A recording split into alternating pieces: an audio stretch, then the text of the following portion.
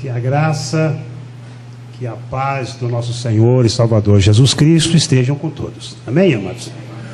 Nós louvamos ao Senhor, estamos aqui mais um domingo para celebrarmos a presença do Senhor e para sermos abençoados na vida coletiva de corpo. O Salmo 133 diz que na comunhão nós temos a oportunidade de poder falar das bênçãos de Deus na nossa vida e de expressarmos a vida eterna de Deus. Então a maior bênção para a igreja depois da salvação é a comunhão, é vida de corpo. E é aquela história que eu já conheço, que você já conhece muito bem. Eu preciso de você, você precisa de mim e nós precisamos de Cristo. Nós louvamos ao Senhor. Hoje é um domingo atípico na nossa nação. Já estamos orando há algum tempo, precisamos continuar orando, não podemos parar de orar. Precisamos continuar orando pelo Brasil, orando pela pátria, se colocando na brecha. Seja um intercessor, se coloque na brecha, clame pela nossa nação, clamemos pelos nossos governantes, porque é a nossa função orar, interceder e não maldizer a nossas autoridades. Se fizermos o contrário disso, nós estaremos indo contra um princípio da palavra de Deus, que diz que toda autoridade é instituída por Deus. E se ele está fazendo bem ou mal, ele vai acertar como autoridade diante do Senhor. A função da igreja é orar e se posicionar. Você quer um Brasil melhor? Seja melhor. Você quer um Brasil transformado? Comece por transformar-se. Deixe que a palavra de Deus transforme a sua mente. Deixe que a palavra de Deus transforme a sua vida. Seja um membro de uma igreja relevante. Atue com sinceridade, com verdade. E Deus honrará o seu propósito, Deus honrará o meu propósito, Deus honrará o nosso propósito e nos abençoará dentro de uma nação. E nós seremos um povo abençoado que abençoam. E a bênção de Deus então alcançará todos os nossos concidadãos. Então, nosso conselho à igreja, que nós possamos continuar orando pela pátria brasileira. Quarta-feira já foi anunciado, nós teremos aqui uma vigília. E essa vigília nós estaremos orando, buscando direcionamento de Deus para nossas vidas como igreja. Então, toda a igreja está convocada, principalmente lideranças de departamento, porque você estará sendo também apresentado à igreja, para que a igreja saiba qual departamento que você está liderando, para que toda a igreja esteja auxiliando você orando, buscando juntamente contigo direcionamento, e buscando todos juntos direcionamento para cada dia nós sermos conduzidos ao centro da vontade de Deus, que é o melhor lugar para nós estarmos. Graças a Deus, os nossos cultos nos domingos estão sendo transmitidos ao vivo pelo YouTube. Então, todos que estão aí do outro lado, acompanhando conosco, que todos sejam abençoados juntamente conosco neste lugar. Nós queremos saber se há alguém que nos visita nesta noite. Dê um sinal aí com uma das suas mãos, que nós queremos saudá-lo. Primeira vez, segunda, terceira vez que você nos visita, dê um sinal com uma das suas mãos aí para nós o identificá-lo. Ok, temos visitantes ali. Vamos agradecer os nossos visitantes, saudá-los. Sejam bem-vindos. Em nome de Jesus, permaneçam. Hoje pela manhã nós já estivemos aqui estudando a palavra de Deus e nós estamos falando agora da festa dos pães asmos. Já falamos sobre a Páscoa do Senhor e agora estamos falando sobre a festa dos pães asmos. E hoje pela manhã, então, o professor já deu um panorama, uma abertura no assunto. E agora nós vamos dissertá-lo. Passou uma tarefa aí para os alunos. Por gentileza, pesquise lá durante a semana. Faça lá a sua pesquisa. De repente você pode dizer assim: pastor, não dá tempo de todo mundo apresentar o resultado, os resultados das suas pesquisas. Mas o importante é que você pesquisou, que você aprendeu, que você foi constituído de algo novo. Então faça lá a sua pesquisa, mesmo que não dê tempo para você dissertar toda a sua pesquisa durante a aula, mas isso acrescentará no seu conhecimento, isso acrescentará no seu caminhar com o Senhor. Quero convidar a igreja a colocarmos juntos em pé, em reverência à palavra do Senhor, e convidar a você para abrir a sua Bíblia comigo, no Evangelho do Senhor Jesus, conforme a narrativa de Mateus, lá no seu capítulo 19, a partir do verso, ou do versículo 16.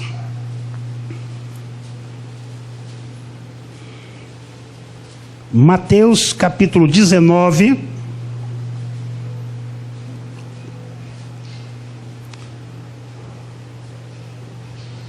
versículos a partir do 16.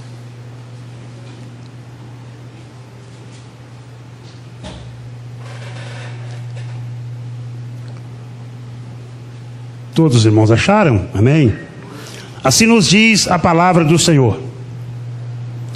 E eis que, aproximando-se dele um jovem, disse-lhe: Bom mestre, que bem farei para conseguir a vida eterna? E ele disse-lhe: Por que me chamas bom?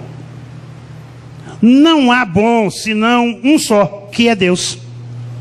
Se queres, porém, entrar na vida, guarda os mandamentos.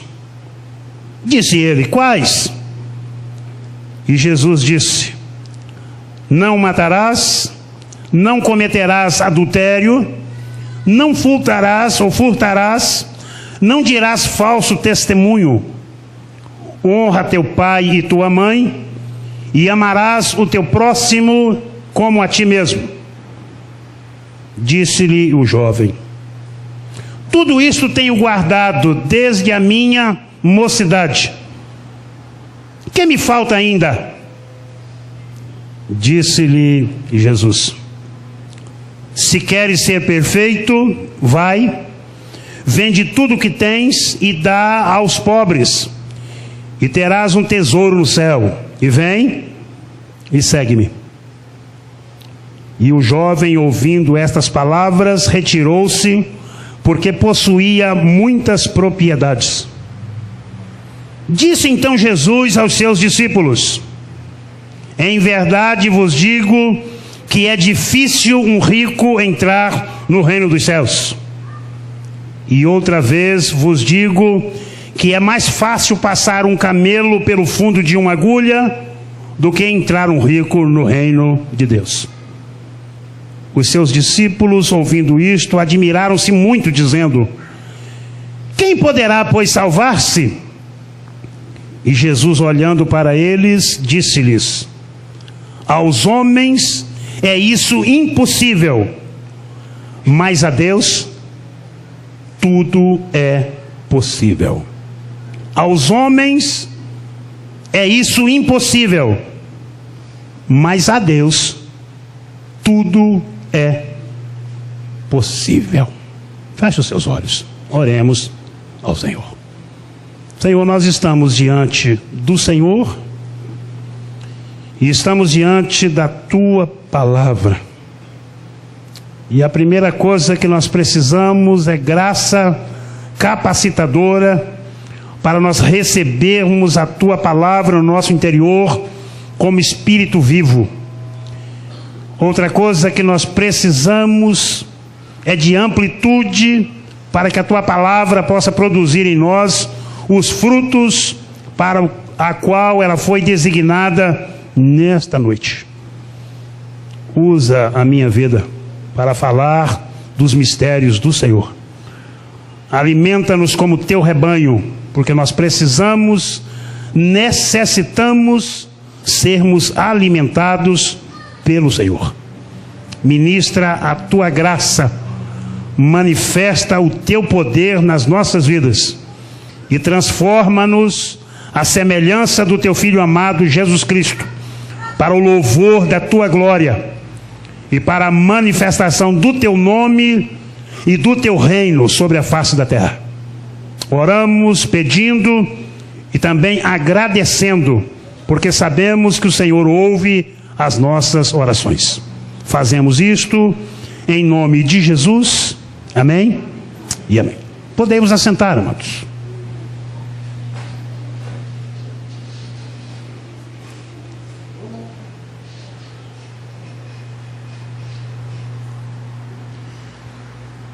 Mateus capítulo 19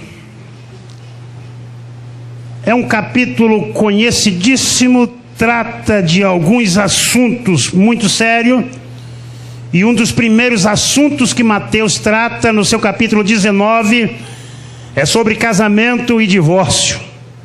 Assunto polêmico, assunto que precisa ser estudado, dissertado pela igreja e vivido segundo ao lume da palavra de Deus. Mateus 19 também trata do reino de Deus e mostra que os pequeninos não podem ser impedidos de entrar no reino e nem de participarem, serem participantes do reino. E o próprio Senhor do reino diz que dos tais é o reino dos céus. E que quem não se fizer como uma criança não poderá herdar o reino da glória de Deus. E agora Mateus, a partir do versículo 16, ele começa a tratar do perigo de quando o ser humano deposita a sua confiança e a sua esperança em coisas terrenas, em bens materiais. Conta um episódio, neste capítulo, uma cena marcante no ministério de Jesus, visto que essa cena acontece na última viagem de Jesus a Jerusalém. Jesus está indo para Jerusalém e um jovem faz uma abordagem com um questionamento terrível no seu ser. E esse jovem, alguns evangelistas o chamou o jovem rico. Lucas chamou esse jovem de príncipe. Diz que ele era um príncipe em Israel.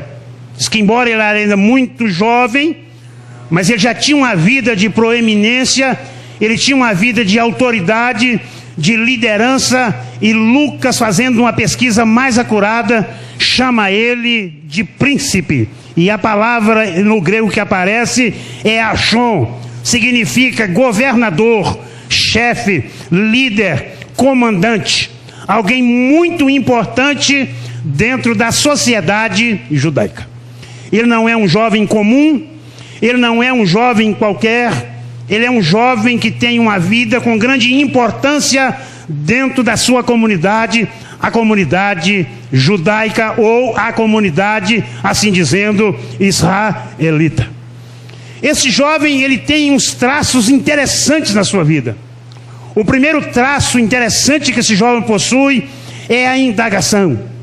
Ele é um jovem que ele tem conhecimento, mas ele quer ter mais conhecimento. E ele se aproxima de Jesus, e ele chama Jesus de Rabi, ou Rabone, que quer dizer mestre. E ele, aproximando de Jesus, conhecendo o didaquê de Jesus, certamente que já tinha ouvido falar muito sobre a vida de Jesus, sobre o caráter de Jesus, sobre o ministério de Jesus, sobre a missão de Jesus na terra. Esse jovem se aproxima e ele traz dentro de si uma indagação. No didaquê tem algumas coisas e tem algumas máximas ou algumas premissas que me chamam a atenção. Diz que tem 3 coisas que precisam ser observadas na área do didaquê, na área do ensino, e que muitas vezes nós cometemos esses 3 erros. Diz que o primeiro erro na área do ensino são aqueles que não sabem e não perguntam. Então isso é uma premissa do aprendizado. E diz que um erro que o ser humano comete é você não saber e você não perguntar. Quando nós não sabemos de algo, nós precisamos perguntar, nós precisamos inquirir, nós precisamos investigar, para que possamos então ter conhecimento de algo que até então possa ser desconhecido à nossa mentalidade. Outro erro, outra premissa terrível que mostra um erro que o ser humano comete, é aqueles que sabem e não ensinam. Às vezes você sabe, mas você não ensina, você não transmite conhecimento. Então você é como uma fonte que só retém águas, mas não sai nada de você. Ou você é como um mar morto, que só recebe água dentro de si, mas que não escoa a sua água a lugar algum. Diz que isso é outra premissa que nós não podemos cometer, porque se cometermos, estaremos cometendo um erro. Então a primeira, quem não sabe, que não pergunta, precisa aprender a perguntar. Quem sabe, precisa aprender a transmitir conhecimento ou passar informações. E a terceira parece que é a pior de todas elas: os que ensinam e não praticam os seus ensinamentos. Porque ensinar não é só transmitir conhecimento. Ensinar também é infundir. Ensinar também é constituir. E para isso nós precisamos ir além do campo da informação. Nós precisamos ir para o campo da vivência, da vida prática. E o cristianismo é todo prático. O cristianismo é para ser vivido. O cristianismo é para ser presenciado. O cristianismo é para ser constituído e desfrutado no nosso viver aqui na terra. Esse jovem, ele se aproxima de Jesus. E a primeira coisa que ele mostra, e o texto mostra com clareza, que ele era um jovem tremendamente religioso.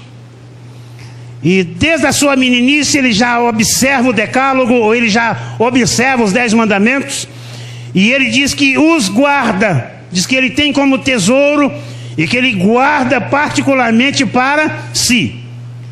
E o texto mostra um princípio que eu gostaria de ressaltá-lo nesta noite.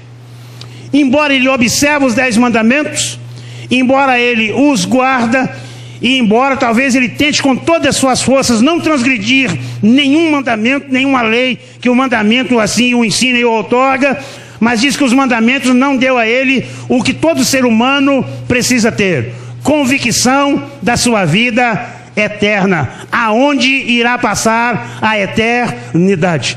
Isto é a convicção que todo ser humano precisa ter: onde passarei a eternidade? Precisamos entender que somos seres humanos, que temos um corpo físico, material, mas que nós temos um espírito, e que este espírito ele é eterno. E quando falamos de eternidade, como igreja nós falamos eternidade com Deus. Mas existe o outro lado da eternidade, que é a eternidade sem Deus.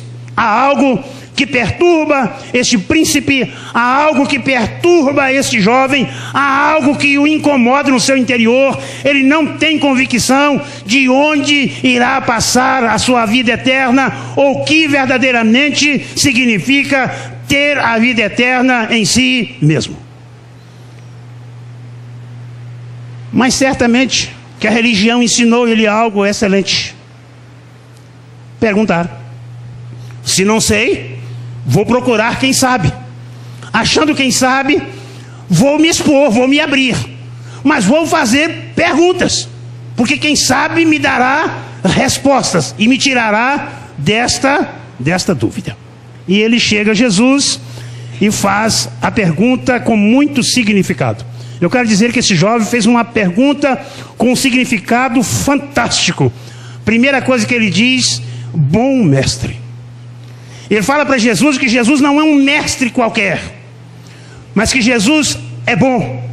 Ele tem um caráter que demonstra a bondade de Deus. E eu tenho dito nesta casa que bondade é um dos atributos de Deus que nos confere todas as coisas para suprir todas as nossas necessidades. E ele chega e reconhece que Jesus é bom. Além de ser um mestre, uma pessoa que ensina, que é senhor do didaquê, que Jesus é bom. Ele diz: bom mestre.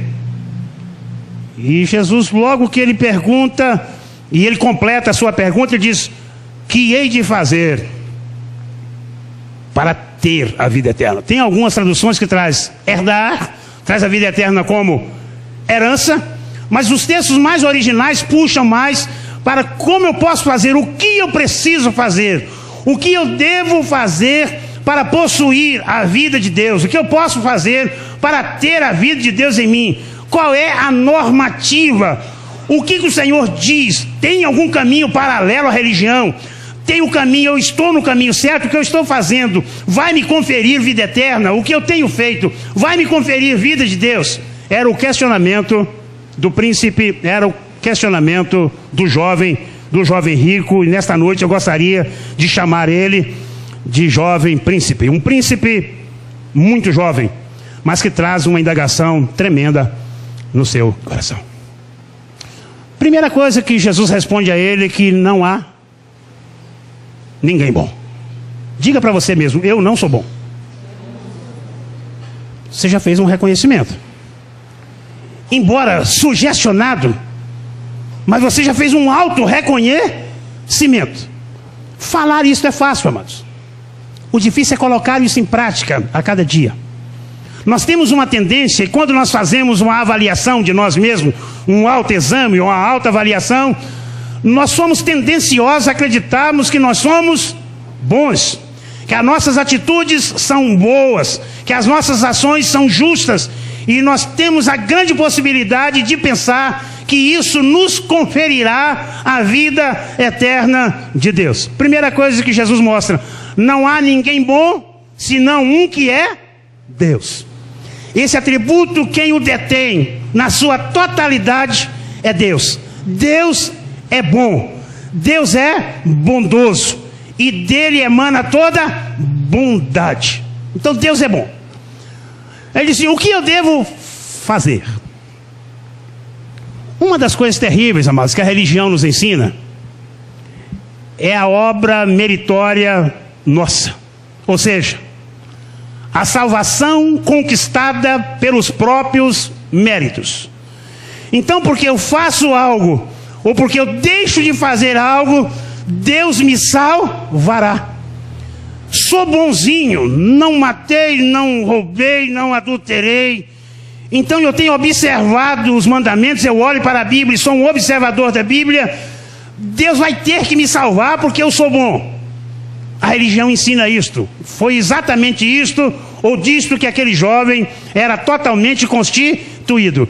Então, por ele possuir muitas coisas, por ele ter um nome de alta patente dentro da sua comunidade, como cidadão e como um príncipe, como alguém que tem um sangue azul na veia, ele aprendeu a fazer coisas. Ele aprendeu a adquirir coisas pela sua própria força. Ele aprendeu a adquirir coisas pelo seu próprio dinheiro. Ele aprendeu a adquirir coisas pelo seu próprio nome. E ele acha que a salvação pode ser conseguida pelo que ele faz.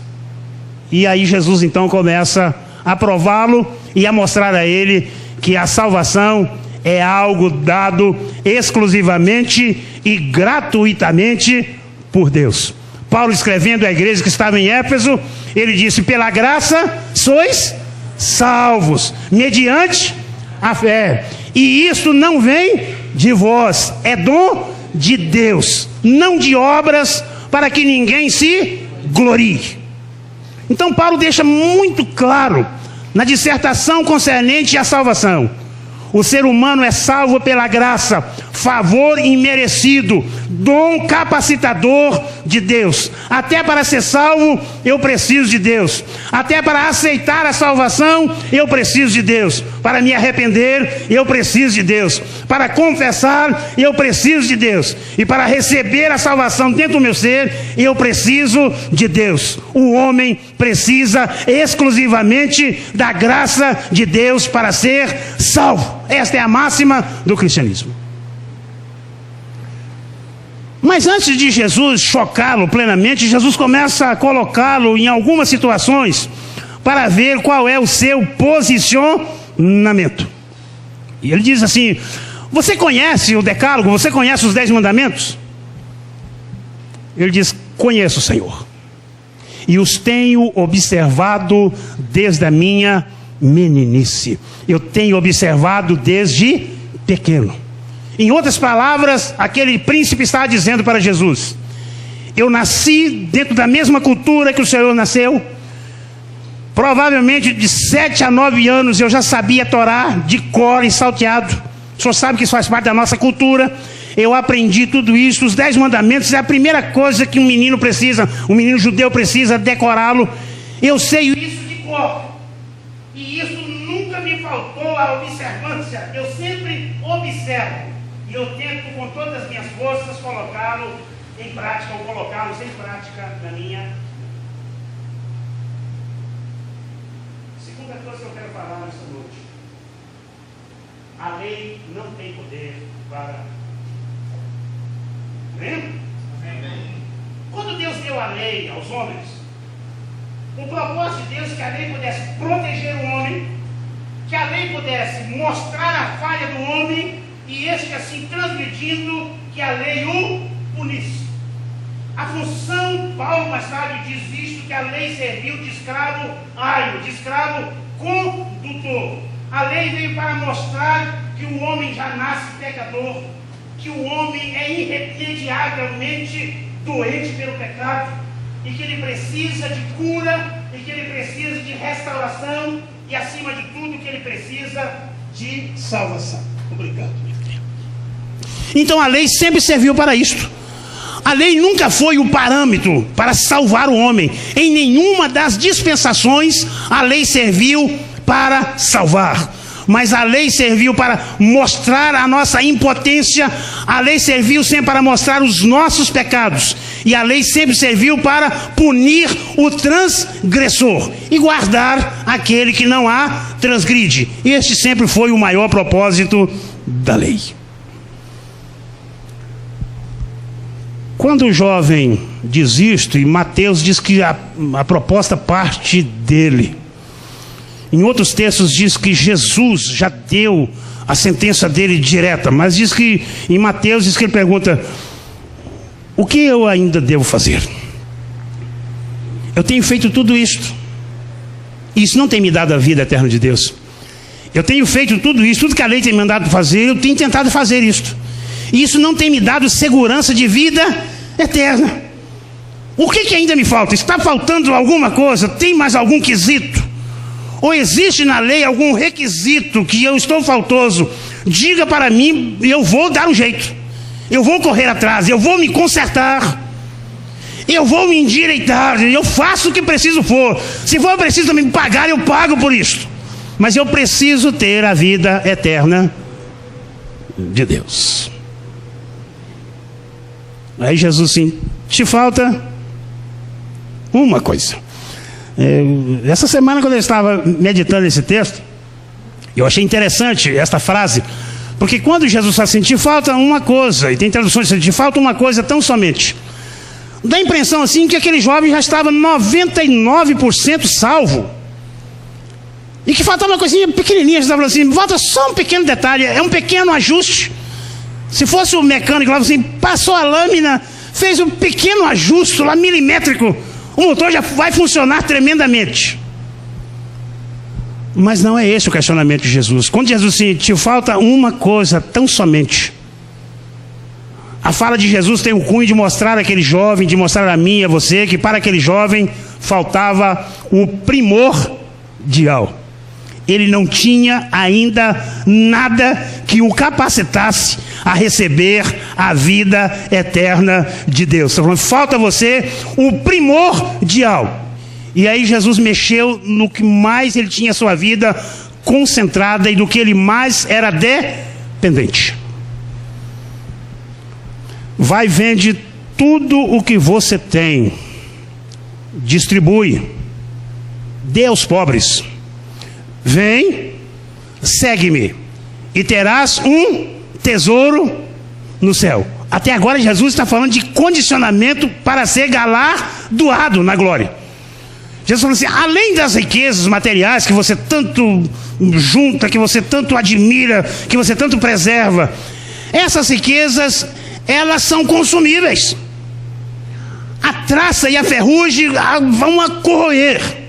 O ladrão poderá roubá-la.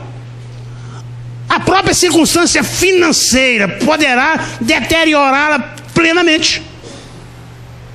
Mas você, a primeira coisa que você precisa saber é que no céu há tesouros, que no céu tem como conquistar galardões, que além de você ter a vida eterna de Deus, que você ainda pode ser coroado com galardões, bênçãos especiais no reino de Cristo, ou no reino milenar de Cristo Jesus. E quando começa então a falar para ele, a primeira coisa que ele precisa entender, que o pecador, ele precisa que alguém o substitua. Ele precisa que alguém assuma a sua morte, que alguém assuma a penalidade do seu pecado. ele precisa que alguém santo morra no seu lugar, para que ele possa ser aperfeiçoado diante de Deus. Terceira coisa que Jesus falou para esse jovem que me chama a atenção, diz: se queres ser perfeito. Jesus coloca uma temática que me choca. Jesus diz: se você quer ser perfeito. Então, mais um princípio: o pecado deixou o homem imperfeito.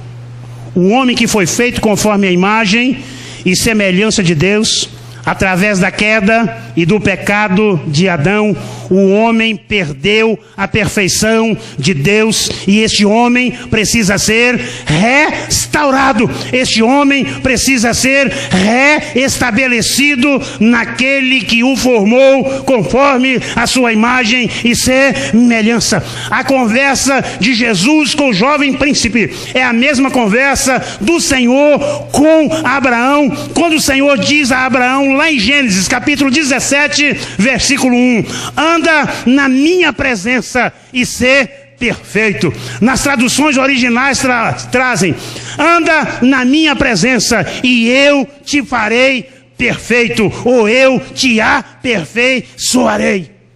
Salvação não é questão só de dó, salvação não é questão só de misericórdia, salvação é questão de perfeição de Deus ministrada no imperfeito. O imperfeito recebe o sacrifício, a obra sacrificial de Jesus na cruz, e tem a imagem de Deus restaurada e aperfeiçoada no seu ser, e ele volta a um nível de perfeição, não nas suas obras, não nos seus méritos, mas nas obras e nos méritos de Cristo Jesus, o nosso Senhor.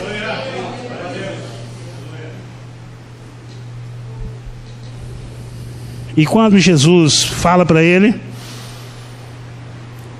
Jesus coloca 4 coisas que ele precisa entender.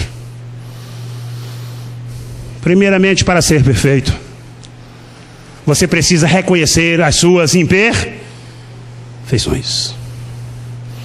Irmãos, uma coisa interessante: tem muitas pessoas pregando aí que Deus gosta de trabalhar com maquiagem. Deus gosta de trabalhar com novo. Deus gosta de fazer novo. Deus gosta de pegar aquilo que foi novo e ficou velho e fazer ser novo de novo. Amém, irmãos? Vocês estão entendendo isso aí? Deus gosta de trabalhar com o novo. O próprio Senhor diz: eis que faço nova todas as coisas. Enquanto a religião vem maquiando, Deus vem com a proposta de fazer algo novo. Deus gosta de trabalhar com o novo. E o Novo Testamento já vem como um documento novo para nós entendermos isto. Então, para ser salvo, a primeira coisa que nós precisamos entender: que nós somos pecadores e que nós precisamos nos arrepender dos nossos pecados. E se Deus não gerar em mim e você esse arrependimento de nós mesmos, nós sentiremos remorso, mas nós não nos arrependemos, e no dia seguinte, ou talvez horas depois, nós estaremos cometendo as mesmas infrações, nós estaremos transgredindo a lei da mesma forma, porque nós já nascemos numa natureza totalmente adâmica, totalmente pecaminosa. Outro quesito para ser salvo: precisamos crer que Jesus é o Filho de Deus. É o homem perfeito que Deus sempre quis revelar, e que em tempo oportuno Deus enviou Jesus a este mundo. Viveu aqui, cumpriu o seu ministério. Falta cumprir a outra parte do seu ministério, que é o reinado, mas como sacerdote e profeta, Jesus cumpriu o seu ministério cabalmente aqui na terra. Foi levado à cruz, julgado pelos homens, declarado inocente.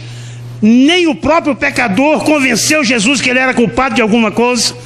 E Jesus morreu lá naquela cruz para a salvação de todo aquele que nele crê. E para isso nós precisamos do quesito fé. Eu tenho que crer, e eu preciso me aproximar de Deus crendo que a obra foi feita, que o meu pecado foi pago totalmente lá na cruz, e que eu, aceitando Jesus, só Ele tem o poder de me declarar justificado diante de Deus.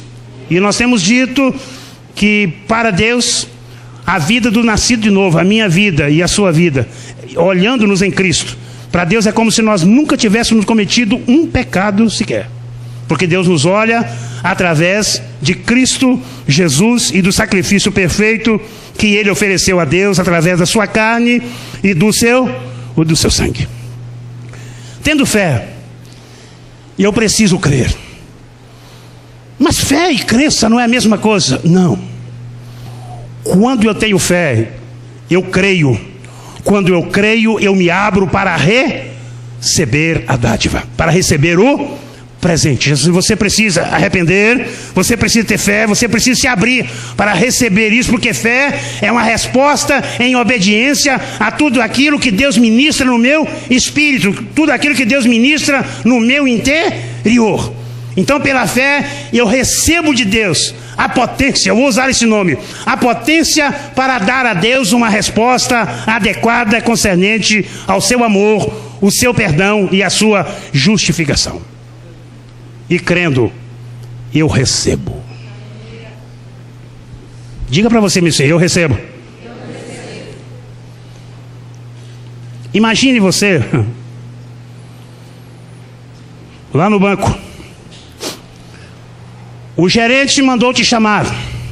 Veio uma intimação na sua casa, carta ofício, e você tem que ir lá. E você chega, passa por aquela porta blindada, o coração já bate mais forte. Você sabe que está no vermelho, você sabe que fez um empréstimo e que você não tem como pagar.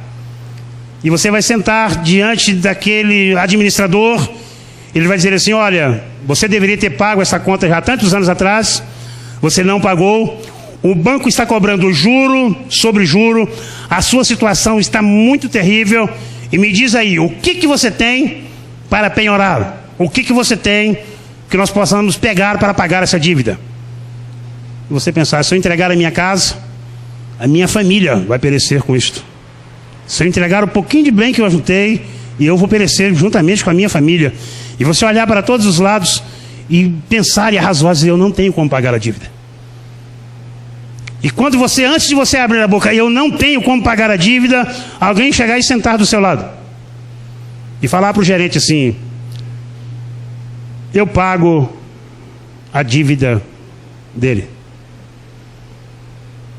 Faz as contas com todos os juros, correção monetária, pode fazer. E o cheque já está aqui na minha mão, estou só esperando, já está assinado, estou só esperando você fazer o valor e eu vou pagar a conta dele.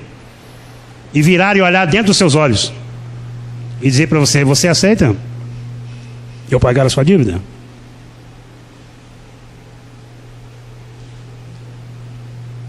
Eu acredito, amados, que seria o momento mais estarrecedor da vida de qualquer ser humano. Porque o simples fato de você dizer àquela pessoa: eu aceito,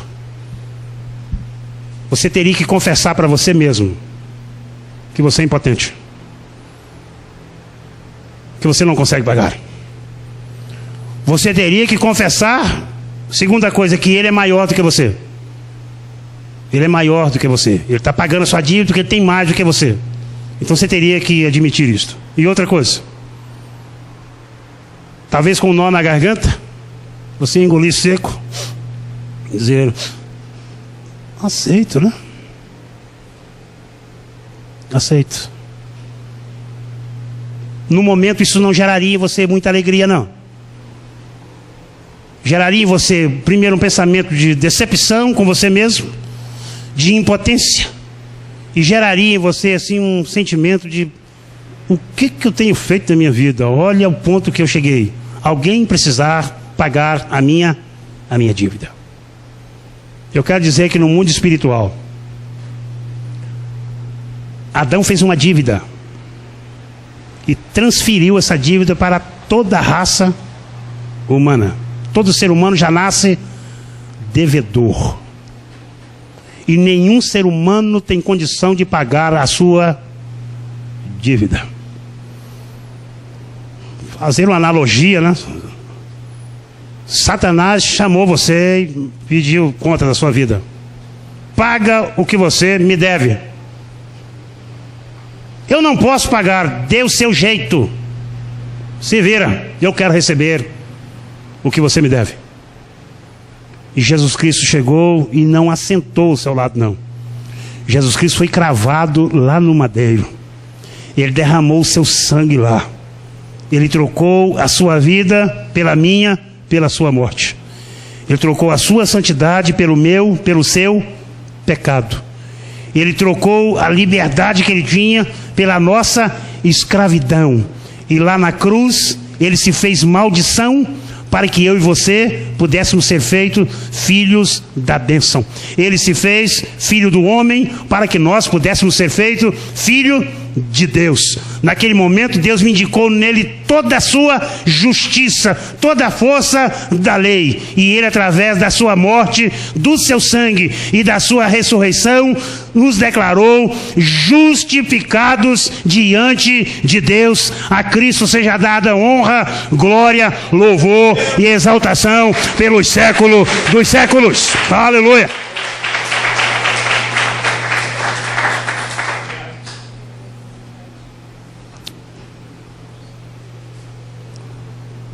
Quando Jesus faz ao jovem a proposta, vai e vende tudo que tens, distribui e dê aos pobres, vem seguir-me. Jesus está falando para ele de total dependência. Jesus não está negociando salvação, mas Deus nunca negociou a salvação com o homem. Mas Jesus está dizendo a ele: você é apegado nas coisas materiais, você depende das coisas visíveis e apalpáveis. Você acha que você pode todas as coisas, você acha que você pode resolver todas as coisas, mas você não sabe que você não é rico, você é pobre. Você pensa que você é feliz, mas você é infeliz. Você pensa que você anda bem vestido, diante de Deus é declarada a sua nudez. E até aquilo que você pensa que vê, na verdade, diante de Deus você é cego. E você precisa se desfazer dessas coisas. Você precisa sair da dependência dessas coisas e vir para debaixo da dependência de Deus. E você precisa da minha vida para ser salvo, para ter segurança de vida eterna em você mesmo. Vem, deixa isso, desapega de tudo isso, desgrude de tudo isto, renuncie a estas coisas, porque o seu coração está depositado nessas coisas materiais. Fazendo isto, vem seguir-me, e eu vou mostrar a você um tesouro no reino do céu. Eu sou o tesouro de Deus.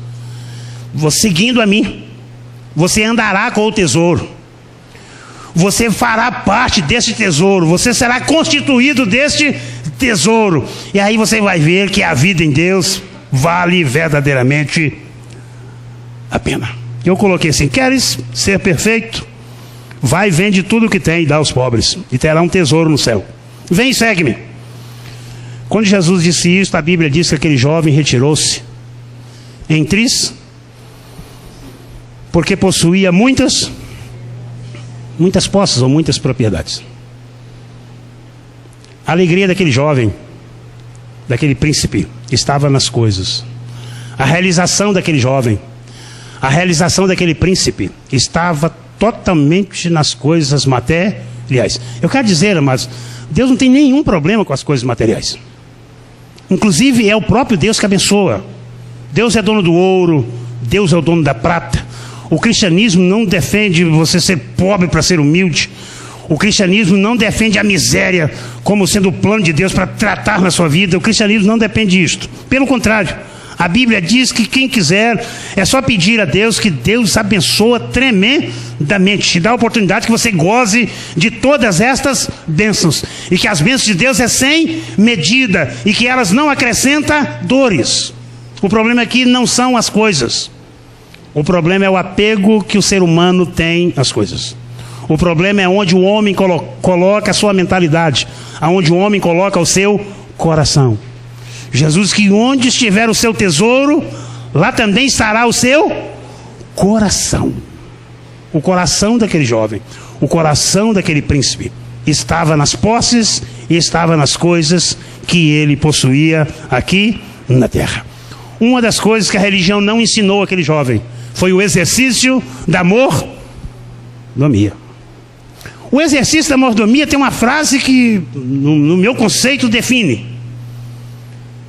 Mordomia nos ensina que tudo que somos, tudo que temos, tudo que venhamos a ser ou venhamos a ter, sempre pertencerá ao Senhor, que nós somos só administradores, e a Bíblia chama isso de mordomai, mordomos.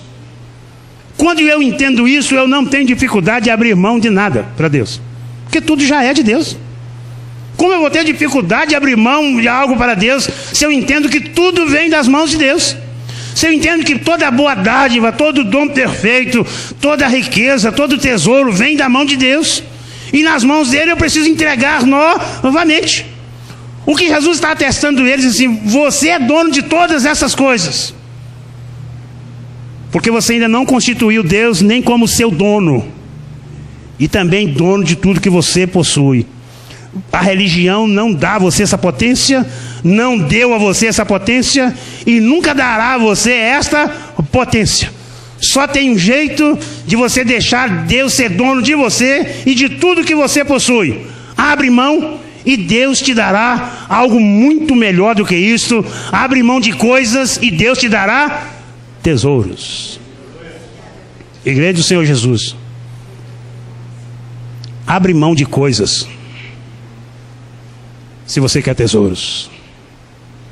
No reino de Deus, onde Ele ministra os seus ricos tesouros, não tem lugar de primazia para coisas. Coisas são só coisas. Hoje elas são, amanhã elas não são mais. Hoje elas existem, amanhã elas poderão não existir mais. Os tesouros que Deus administra na nossa vida, eles são tão eternos como Deus é eterno. Deus precisa ser a fonte de todos os nossos tesouros. No dizer de Jesus: ninguém pode servir a dois senhores, pois há de odiar a um e amar o outro. E Jesus falou sobre Mamon, e Mamon está narrado, né, o que Jesus citou sobre ele lá em Mateus 6:24. Mamon significa tesouros, dinheiro, riqueza personificadas que se opõem a Deus. Seja dinheiro, seja riqueza, seja tesouros, mas que sejam personificados, que tenham a vida do ser humano incrustada neles, e que fazem oposição a Deus. A cultura antiga acreditava que tinha um demônio que tinha o poder de fazer isso, e dava o nome a ele de Mamon, um Deus personificado que tirava o verdadeiro Deus do centro da vida das pessoas e colocava coisas desfocalizando a vida de Deus verdadeiramente no homem. Encerrando, as riquezas mal administradas tornam a palavra de Deus infrutífera. Lá na parábola do semeador, diz que os bens, as coisas deste mundo sufocam a palavra do Senhor, e a palavra de Deus fica infrutífera nas nossas vidas. Não devemos depositar nossa esperança na incerteza das riquezas. Olha o que Paulo disse ao seu discípulo Timóteo, lá em 1 Timóteo 6,16. Manda aos ricos deste mundo que não sejam altivos, arrogantes, nem ponham a esperança na incerteza das riquezas, mas coloque a sua esperança em Deus, que abundantemente nos dá todas as coisas, para que delas possamos gozar, para que delas possamos aproveitar. Enquanto nós olharmos para o mínimo, nós não conseguiremos ter o máximo. Enquanto nós olharmos para coisas, nós não poderemos desfrutar dos tesouros de Deus.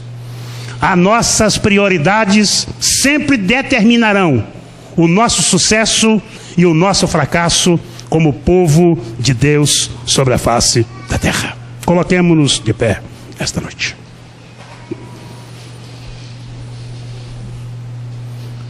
A Bíblia faz algumas advertências severas concernente nós colocarmos a nossa confiança nas coisas ou nos bens materiais. A Bíblia diz que as riquezas podem ser apodrecidas e os bens materiais corroídos.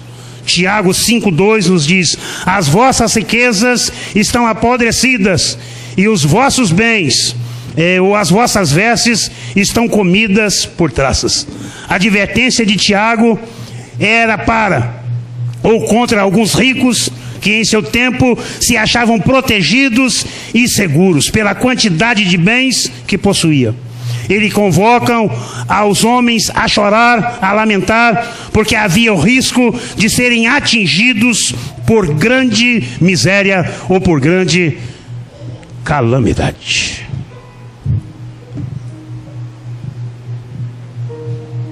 Não deposite a sua fé naquilo que não é eterno. Não deposite a sua confiança em bens materiais. Eles podem apodrecerem, eles podem corroerem, eles podem acabarem. Não chame de bênção aquilo que não conseguirá passar com você para o outro lado do túmulo. Aquilo que for com você até o túmulo, chame de coisas. O Senhor Jesus diz: buscar em primeiro lugar o reino de Deus e a sua justiça, e as demais coisas vos serão acrescentadas. Aquilo que for com você até a sepultura, isso é coisas.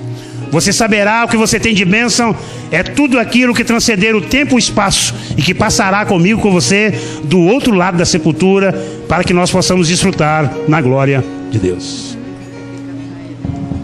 O jovem príncipe nos ensina algo muito importante nesta noite. Ainda que tenhamos um nome, ainda que possamos possuir muitas coisas, nós não somos o que possuímos, e o que possuímos também não nos representa.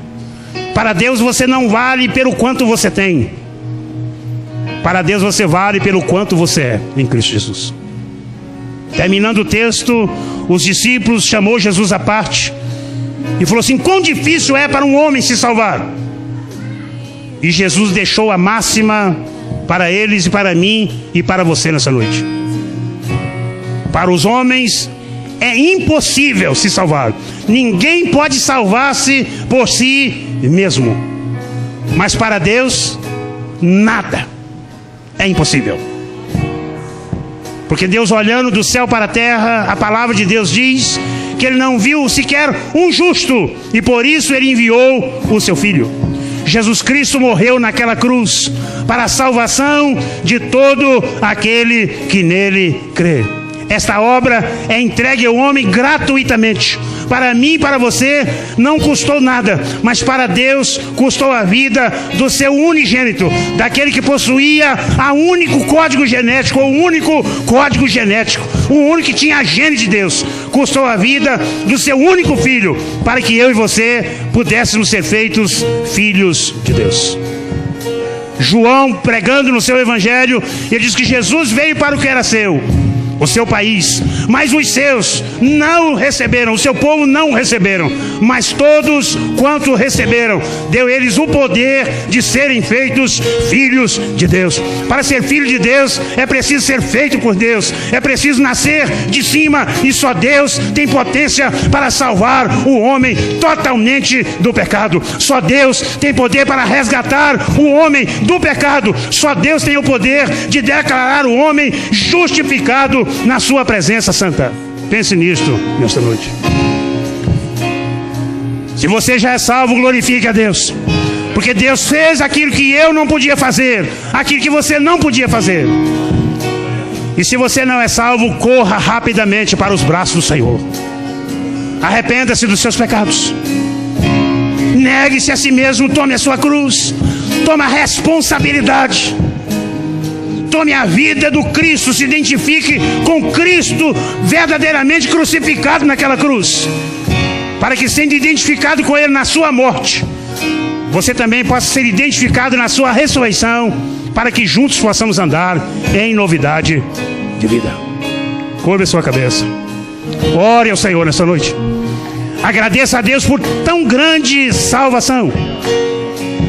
E enquanto o ministério de louvor estará entoando uma canção, se há alguém aqui nessa noite que nunca aceitou a Jesus e a sua obra na cruz, e nunca o declarou como Senhor e Salvador da sua vida, é a oportunidade de você vir aqui à frente, e nós estaremos orando por você. O que nós podemos fazer é pregar a palavra, orar confirmando a sua declaração. Confesse Jesus diante dos homens, e ele por sua vez o confessará diante do Pai que está nos céus. Negue-o diante dos homens, e a Bíblia diz que ele também por sua vez te negará diante do Pai que está nos céus. Pense nisso nessa noite. Oh, uma coisa peço ao Senhor. aleluia. E a buscarei. Que os meus pés estejam em tua casa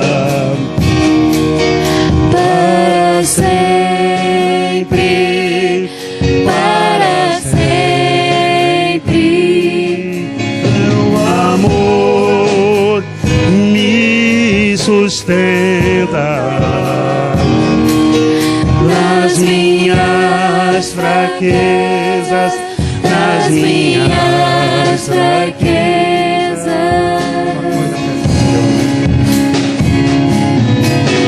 Uma coisa peço ao Senhor,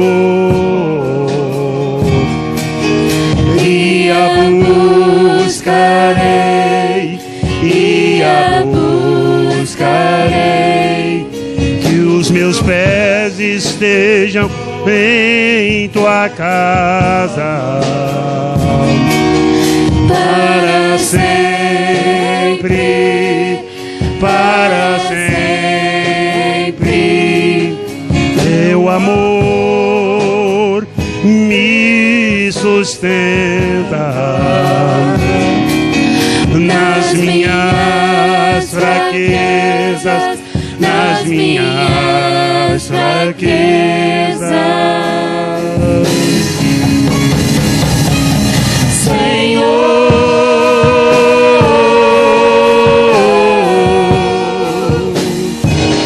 Tua graça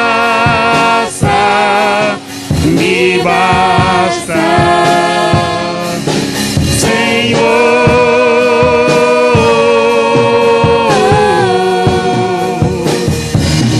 tua presença me sustenta.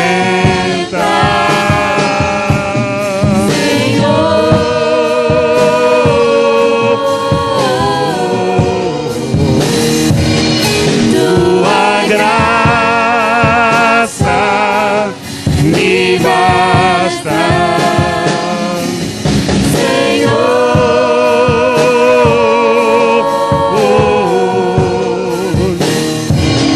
tua presença me sustenta.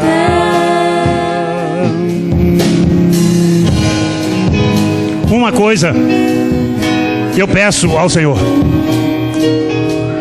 que os meus pés estejam em tua casa,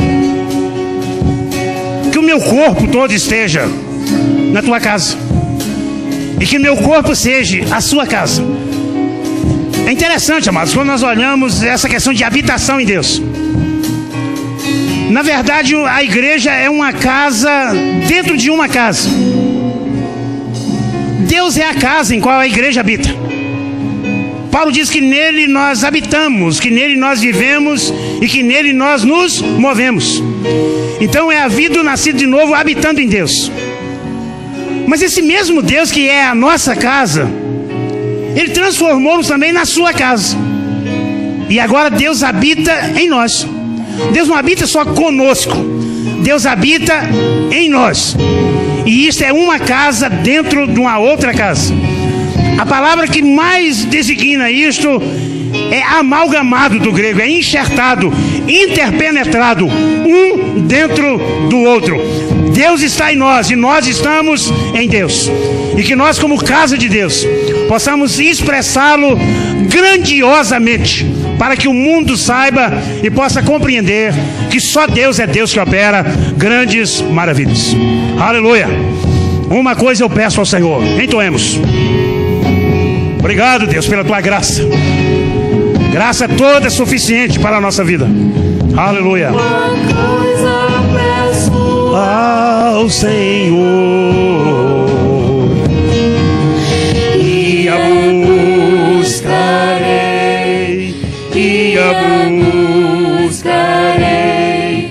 que os meus pés estejam em tua casa para sempre, para sempre. Teu amor me sustenta nas minhas fraquezas, nas minhas fraquezas.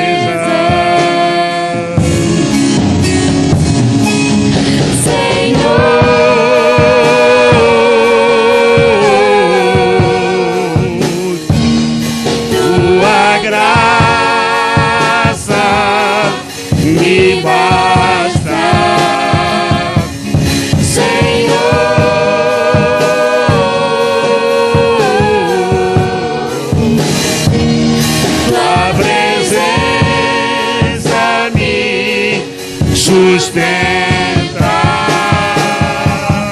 Senhor, a tua graça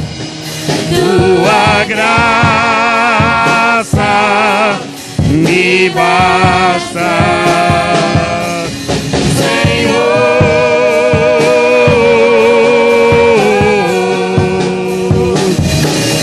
tua presença me sustenta.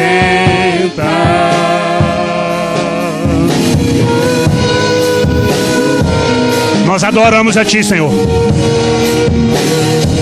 porque Tua graça verdadeiramente nos basta. É a Tua presença que nos tem feito diferente de todos os povos da terra. E a Tua presença é a nossa sustentação. Em dias, Deus, de tanta instabilidade, em dias que estamos vivendo de tanta insegurança, nós professamos e confessamos ao Senhor nesta noite que o Senhor é o todo suficiente para a nossa vida. O Senhor é a fonte de todas as nossas bênçãos.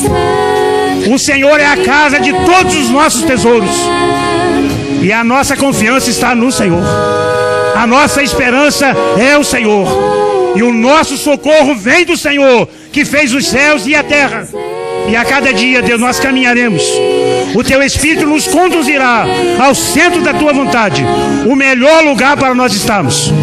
E como casa, a Tua graça nos capacitará a expressar o dono da casa, a expressar o Senhor da casa, de forma que o Senhor seja honrado, exaltado, glorificado e conhecido como santo em toda a face da terra.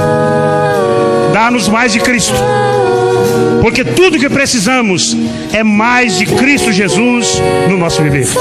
Que cresçamos na graça, no conhecimento e na varonilidade de Cristo Jesus, o nosso Senhor. Amém? E amém. E que o amor de Deus, o nosso eterno Pai, a graça redentora, salvadora do Seu Filho tão amado Jesus Cristo, a comunhão, as consolações do Santo Espírito do Senhor seja sobre vós, ó amados de Deus, não só hoje, mas para todos sempre. Amém? Amém. E amém. Deus abençoe a todos. Tenham todos uma semana abençoada e vitoriosa em nome de Jesus. Oremos pelo Brasil, oremos pela nossa pátria durante esta semana e vamos continuar clamando ao Senhor pela nossa pátria e pelo nosso povo brasileiro.